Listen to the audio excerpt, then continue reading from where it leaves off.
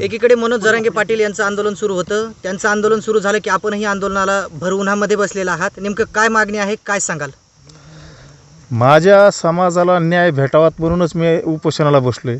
कारण मला आहे का दिलपती व्हायचं नाही, मला थलपतीच व्हायचं आहे. जसे दिलपती झाले तर ह्यांची लकलाप, ह्यांच्या छोट्या टीमला ह्या माझ्या मागण्यात ज्या मनोज जरांगेच्या मागण्या होत्या, सगळे सोयरेचा अधिसूचनेचा कायदा करा, मराठा कुणबी एक आहे GR काढा, ह्या 2 मागण्यासाठी 2दा मुंबईहून गुलाल घेऊन आले. मग आता हे शब्द त्यांच्या तोंडातून का निघत नाही? मग आता हे शब्द किती टिकला, कितीची डील झाली, कितीचे टेंडर भेटले, कितीचा गळ्यात पट्टा बांधला, ह्याच्यासाठी मी ह्या प्रश्नाचं पडलेलं मला एक कोड आहे.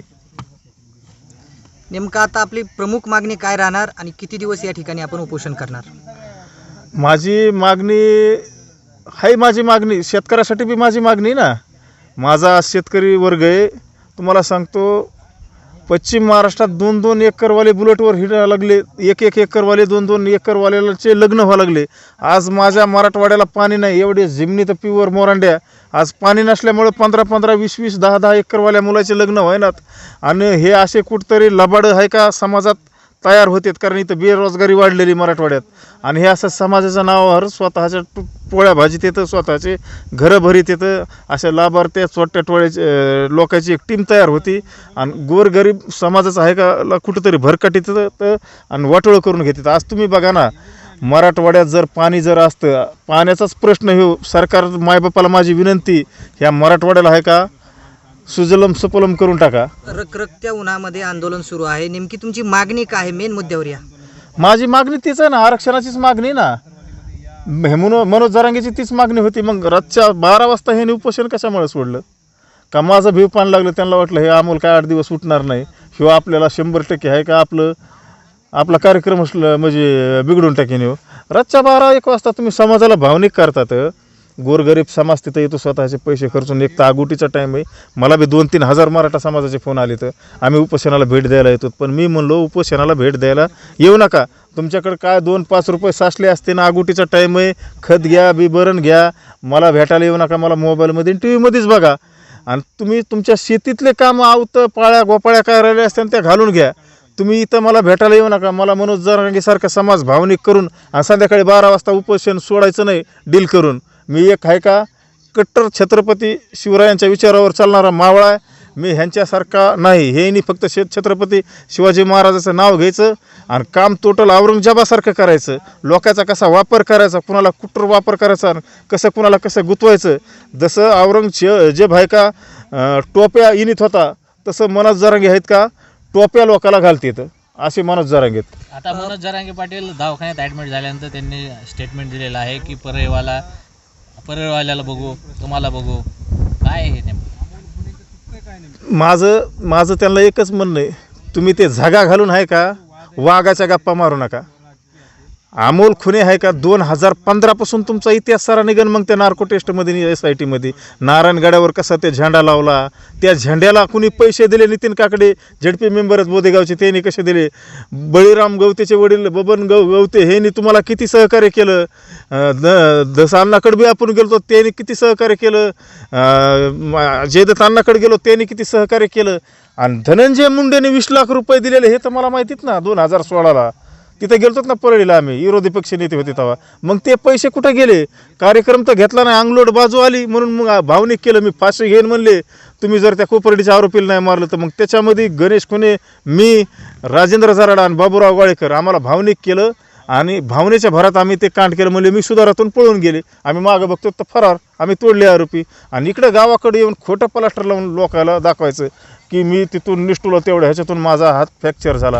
आणि आम्हाला काय म्हणले 8 दिवसात सोडतो. अहो, कायद्याचा अभ्यास जर असता तर ह्या माणसाने आम्हाला कोर्टात त्या आरोपीला मारायला लावलं असतं का? आज आमचे संसार उघड्यावर पडले तर. आणि हे असले चोट्टे भामटे आहे का समाजाच्या नावावर पोळी भाजी येतं? आज आमच्यावर काय बेतली असं? 2-2 वर्ष आम्ही जेलला गेलो तर 5-5 वर्षाची शिक्षा लागली. आज 3 वर्ष आमचे जेल काढायचे राहिलेत. उद्या काय आमच्यावर बेतणार आहे? आणि हे चोट्ट्या जावण्याला हे मंत्री, आमदार, खासदार जवळ करते तर स्वतःचे फायदे करून घेतात. पण ह्यो चोट्टा एक दिवस उघडा पडणार आहे.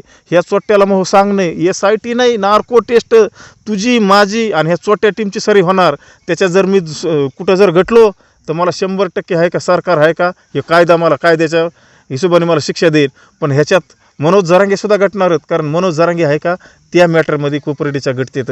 आणि ह्यासुद्धा माझ्यावर जो खोटा आरोप केला ना ह्याच्यातसुद्धा मनोज जरांगे घटतेत. मनोज जरांगेला वाटत असेल माझ्याकडे काही मंत्री लोकांचा माझ्या डोक्यावर हात आहे, काही पक्षाचा आहे, काही आमदार खासदाराचा आहे. अमोलच्या मागं कुणाचाच हात नाही. एक गैरसमाजामध्ये राहू नका. धनंजय मुंडेसुद्धा अमोलच्या डोक्यावर हात नाही, कारण त्या उद्या जर नार्को टेस्ट लागली तर त्याच्यामध्ये निघन.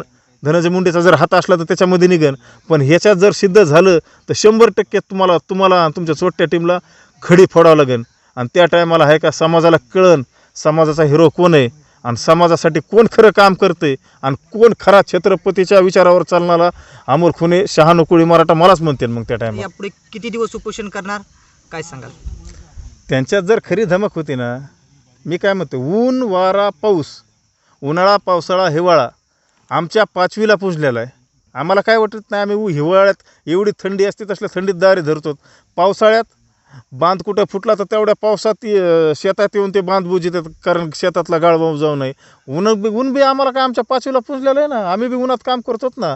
हे आम्हाला असे आहे का समाज भावनिक करून स्वतःची पोळी भाजायची नाही. जशी मनोज जरांगेने केली 2-4 घंटे नाही बसले तिथं उन्हात, बाकीचे लोक काय हे करतात मग नाटकं गेले काय ते तसला त्या माणसासारखा नाटका माणूसच मी बघितला नाही. तो इमानदारीने ते तुम्ही ते पिक्चर बघितला का कोणचा ते नटरंग पिक्चरमधला गणपत पाटलासारखा मला मनोज जरांगेचा अभिनय वाटतो कुठतरी. आपल्याकडे कोणी प्रशासनाची कोणती टीम आलती का? आपली कोणी विचारपूस केली का या ठिकाणी? आपण प्रशासनाला याची पूर्वसूचना केली होती का? कलेक्टर ऑफिसला आहे का, कलेक्टर ऑफिसला हे आपले तहसील ऑफिसला आम्ही रीतसर निवेदन दिलं. पण मला पोलीस बांधवांनी इथं स्थान बंद केल्यामुळे मला तिथं जाता नाही आलं. त्याच्यामुळे मी इथून उपोषण सुरू केलं.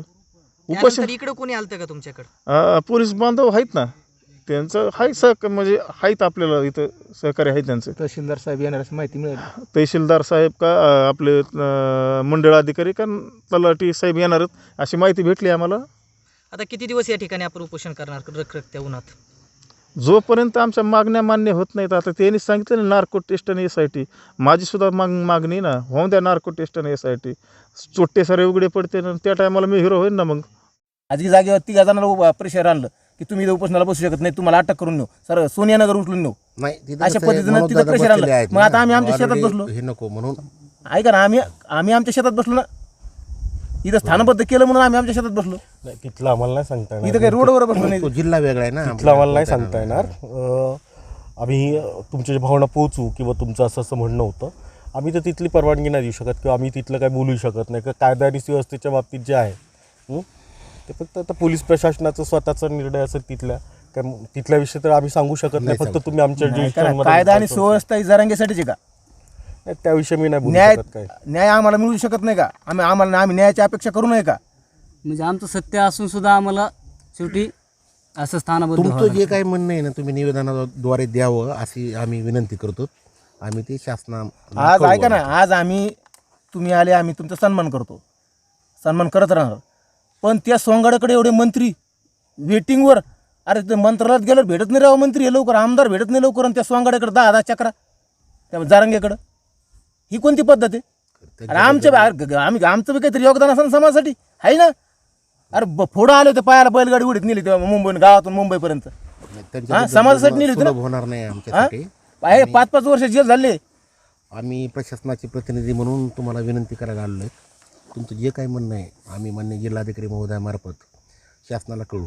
तुम्ही शासनाला कळवा, पण उपोषण मागं घ्या अशा पद्धतीचं आम्हाला कुठल्याही पद्धतीने घ्यावा करू अशी नका. विनंती सर. विनंती करण्याचा अधिकार आहे तुम्हाला, म्हणू शकता, पण आमची तशी मानसिकता नाही. आमची इथे पोलीस पाटील आहेत. उपोषण करते. आमची विनंती आहे तुम्हाला उपोषण मागे घ्या म्हणून. आम्ही व्यक्तिशः आपल्याला विनंती करण्यासाठी आलो आहे. न्यायाचे दिवस आहेत. आमच्या विनंतीला मान द्यायला अशी अपेक्षा करतो आम्ही प्रशासनाच्या वतीने. पाटील बोला 2 शब्द. पाटील तुम्ही बोला ना तुम्ही. पोलीस पाटील नात्याने 2 शब्द. ठीक आहे, तुमच्या विनंतीला आम्ही मान देऊ, परंतु जे आमच्या मागण्यात त्याच्यासाठी पुरेपूर तुम्ही पाठपुरावा कराल का हे असे आम्हाला गवाही द्या. साक्षरी हो, लेखी द्या. बिलकुल तुमच्या सगळ्या भावना सगळे शासनाला सोयरे कळवतो. बघा हे सगळे सोयरे अधिसूचनेचा ही आमची मागणी एकदम ही मागणी आहे. EWS ची तुमच्या सगळ्या मागण्या आम्ही शासनाला कळवणार आहे, जिल्हाधिकारी. आणि निर्णय घेणारे शासनच आहे ना, आम्ही त्यांचे प्रतिनिधी आहेत. आम्ही घेतलेलं बरं कळवणार पाटील हा आणि तिथं जे आर घेऊन 3 बार दाखवता हे ड्राफ्ट ही अधिसूचना मग याच्यात बदल त्याच्यात बदल हे वाक्य खोडा ते शब्द खोडा हे करा ते करा. आमच्यासाठी हानी आहे कसं काय? शेवटी पाटील आम्ही कसे प्रतिनिधी आहेत शासनाचे. आम्ही निर्णय घेणारे आम्ही कोण? आमचे मान्य जिल्हाधिकारी महोदय शासनाला कळवतील, शासन निर्णय घेईल. पण तुमचं निवेदन आम्ही मान्य जिल्हाधिकारी महोदयामार्फत शासनाला पाठवू एवढी प्रशासनाच्या वतीने नायब तहसीलदार साहेब आम्ही ग्वाही देतो. पाटील बरोबर नाही? शैलेश पाणी पाणी द्या बरं. फोटो काय सर पाणी पाणी द्या. उपोषण सोडा. उपोषण नाही सुटलं. नाही बरोबर घ्या. अहो घ्यावं लागतं, घ्या. त्यांना पण द्या. नाही सुटल्याच जमा म्हणजे आपण शासनाला कळवू आपण ते आणि शासन योग्य ती दखल घेईल असं आम्हाला आशा आहे. एक काम करा, आता तुम्ही सांगा की आता आम्ही उन्हाच्या ऐवजी सावलीत बसतो. हो तसं करतो. हो उपोषण सोडवतोय, सोडवतो उपोषण सोडवलेलं आहे. उपोषण नाही सुटलं. तुमचं नाही नाही आम्ही काय करतो समजा आता तुमचं मानाला आम्ही आहे का हां तुमचं 100% मानाची किंमत करतो आम्ही. फक्त आम्ही इथून सावलीला जात होतो. सावलीला बसा. उपोषण सोडून शेवटी टाका. तिथे गेलं तरी आपण शासनालाच कळवणार, जिथे बसले तरी शासनाला कळवणार आहोत. शासन यथायोग्य निर्णय घेईल अशी अपेक्षा करतो आम्ही. आम्ही शासनाचे- पाटील, उपोषण सोडा पुढे बरं का. पुढे आम्ही तुमच्या भावना कळू. हां.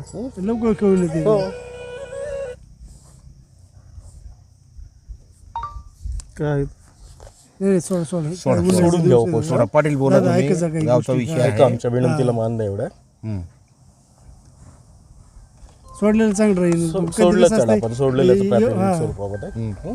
टायमाला किंमत असते 100% तुमचं जे काय म्हणणं आहे ते आदरणीय जिल्हाधिकारी महोदयामार्फत आपण पाठवणारच शासनाला आणि शासन यथायोग्य निर्णय घेणारच आहे. जे काही कोणता मुद्दा वगळला असेल वगैरे वगैरे ते त्याच्यामध्ये ॲड केला जाईल, ते शासन ठरवल. पण आम्ही प्रतिनिधी म्हणून विनंती करायला तुमच्याकडे आलो आहे का नाही? ऐकलं आणि त्यांनी विनंतीला मान दिला. थँक्यू, धन्यवाद. तुम्ही या तिथं सावलीला. चला या बरोबर. अमोल यांचे रखरखत्या उन्हामध्ये उपोषण सुरू होते. तुमच्या हस्ते उपोषण सोडण्यात आले आहे का? नेमकं काय काय केलं आहे तुम्ही या ठिकाणी? त्यांना पाणी देऊन उपोषण सोडण्यात आलेलं आहे. त्यांनी आमच्या विनंतीला मान दिलेला आहे. त्यांच्या ज्या काही भावना असतील त्या आम्ही शासनाला कळवू मान्य जिल्हाधिकाऱ्यांमार्फत. धन्यवाद. नेमकं त्यांच्या काय काय मागण्या होत्या? कशा प्रकारचा आपला पाठपुरावा राहणार? त्यांच्या ज्या काही मागण्या आहेत, सगळे सोयरे अधिवेशनाचा कायदा करा, मराठा कुणबी हा GR काढा किंवा सरसकट आरक्षण द्या, EWSचं आरक्षण परत द्या, अशा त्यांच्या मागण्या आहेत. त्याचं निवेदन जे काय त्यांचं प्राप्त होईल त्याप्रमाणे आम्ही शासनाला कळवू. नेमकं तुम्ही आता अमोल खुने यांना नेमकं कशा प्रकारचं आश्वासन दिलेलं आहे? अमोल खुडे यांना आश्वासन हे दिलं आहे की त्यांच्या ज्या काही मागण्या असतील त्या मान्य शासनाला आम्ही कळवणार आहे मान्य जिल्हाधिकाऱ्यांमार्फत. त्यावर शासन यथायोग्य तो निर्णय घेईल. थँक्यू.